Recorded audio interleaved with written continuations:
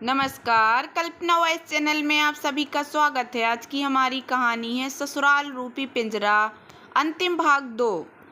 अपने गरीब घर से नाता तोड़ चुकी है, क्योंकि उसने अब तक मायके के बारे में कोई बात नहीं की, न कोई सवाल पूछे। हालांकि सजने संवरने में भी ज़्यादा रुचि नहीं थी, लेकिन इतना वह जानती थी कि शादी के बाद पति पत्नी को सजे सवरे रूप में देखना ज़्यादा पसंद करते हैं।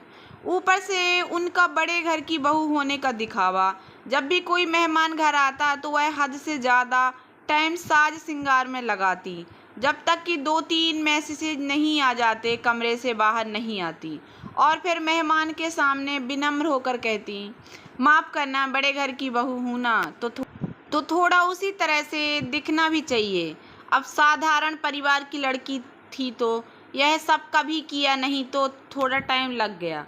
सास और पति उसकी तरफ देखते, लेकिन वह इग्नोर कर देती।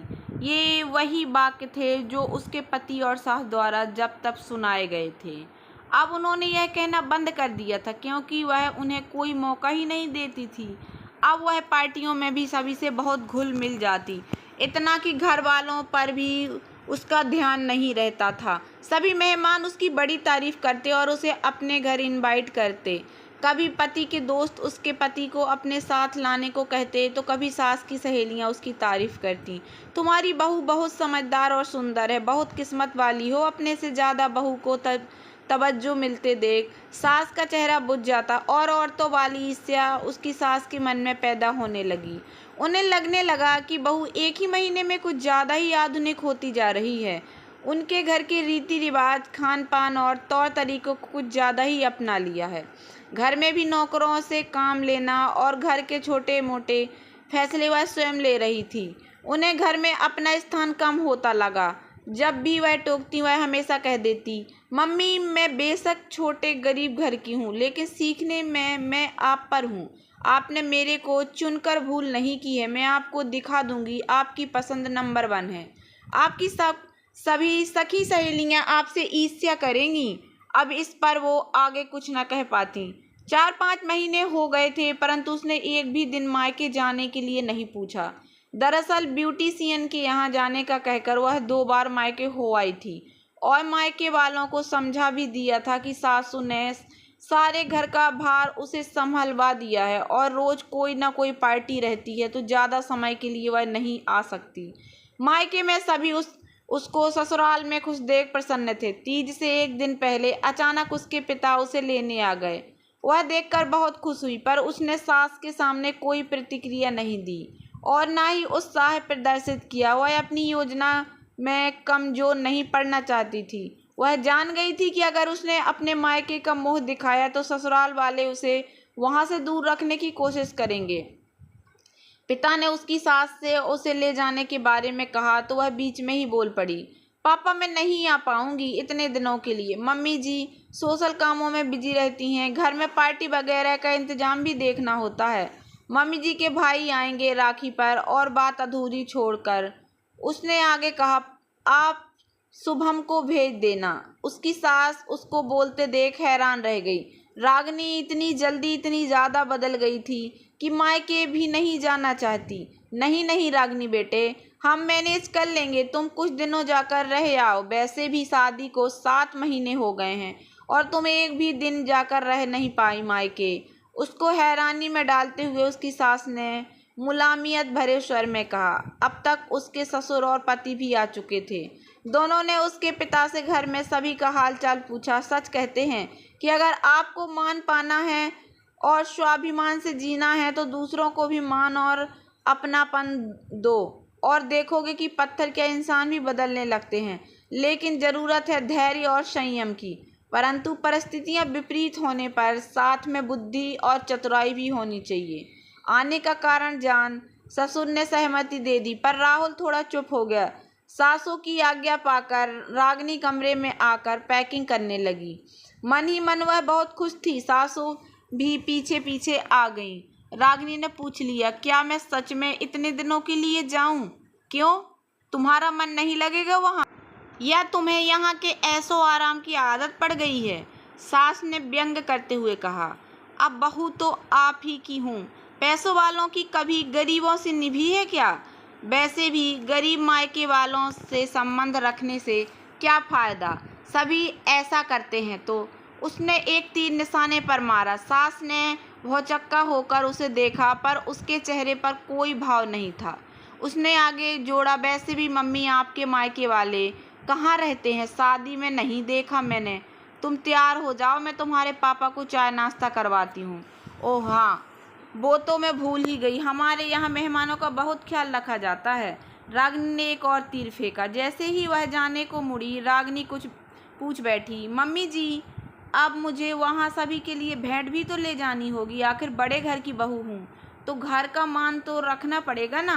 हाँ, मैं अभी इंतजाम करवाती हूँ, कहकर वो जल्दी से मुड़ गईं। कुछ देर बाद उसकी सास वापस कमरे में आई और एक साड़ी और श्रृंगार का सामान देकर तीज के व्रत के विधान समझाने लगी। तुम्हारी पहली तीज है जो मायके में ही मनाते हैं। उसने झुककर आशीर्वाद लिया और सभी सिर माथे लगा लिया, अपने सूटकेस में रख लिया।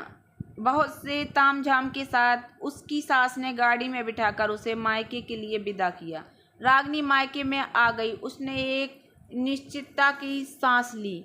अब वह एक पड़ाव पार कर चुकी थी। पिंजरे के रखवाले ने ही उसको पिंजरे से बाहर भेजा था। पिंजरा अब खुलने लगा था। अब बस एक दो कदम और मंजिल उसे पास आती लगी। अभी 4 दिन भी नहीं बीते कि सास का फ़ोन आ गया कि उसके बिना ससुराल में कोई रौनक नहीं है। जो सिस्टम उसने खाने पीने का घर का सेट किया था, अब वह बिगड़ रहा है। उसने पूछ लिया, वापस आ जाऊं क्या मम्मी जी?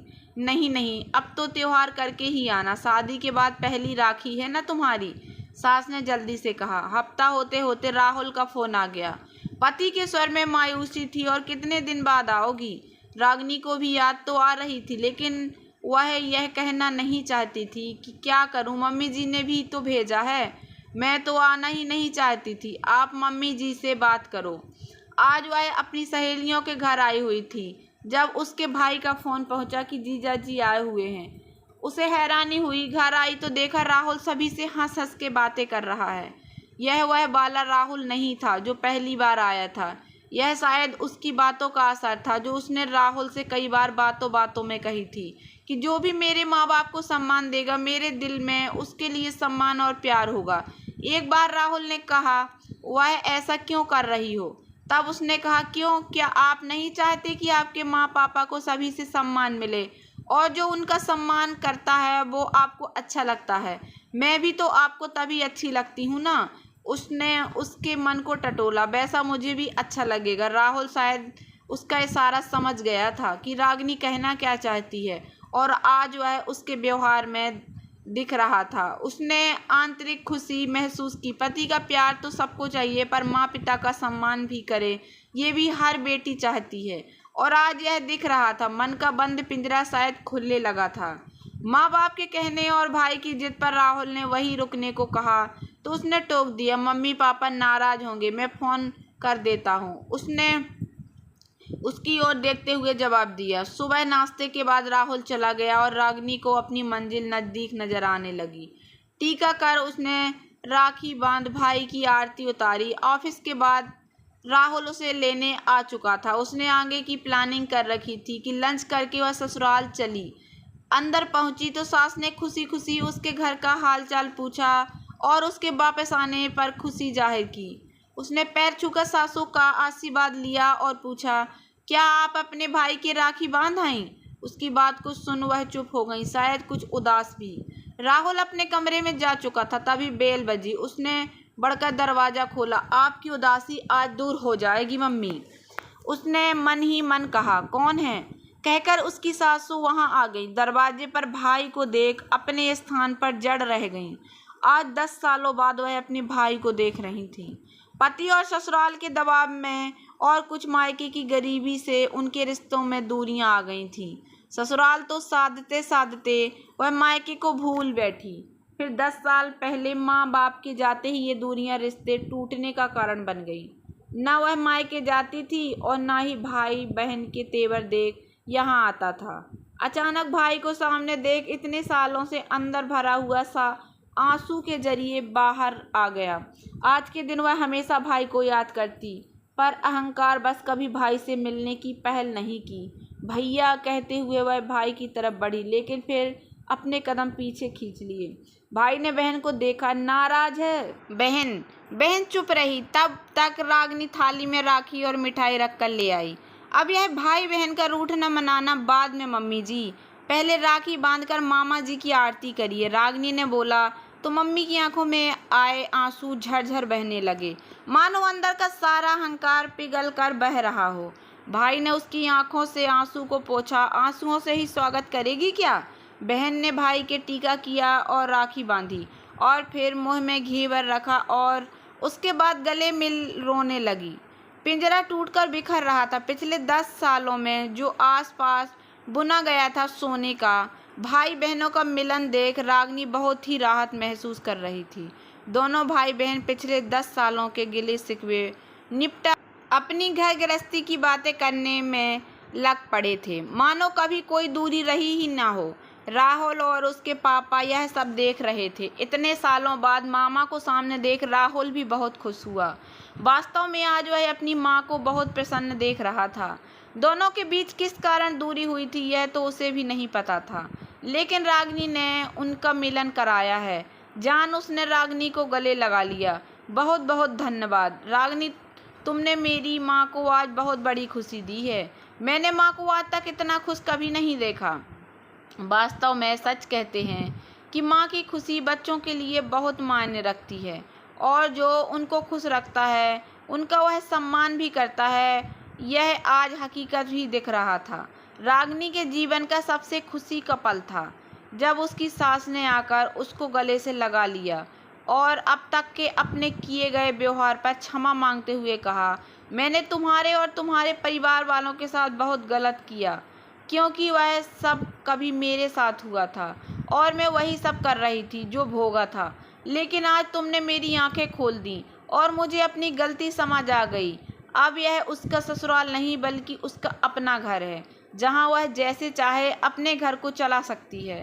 धैर्य, संयम और समझदारी से रागनी ने आज अपनी ससुराल को पिंजरे की बजाय अपने ख्वाबों के महल में तब्दील कर लिया था।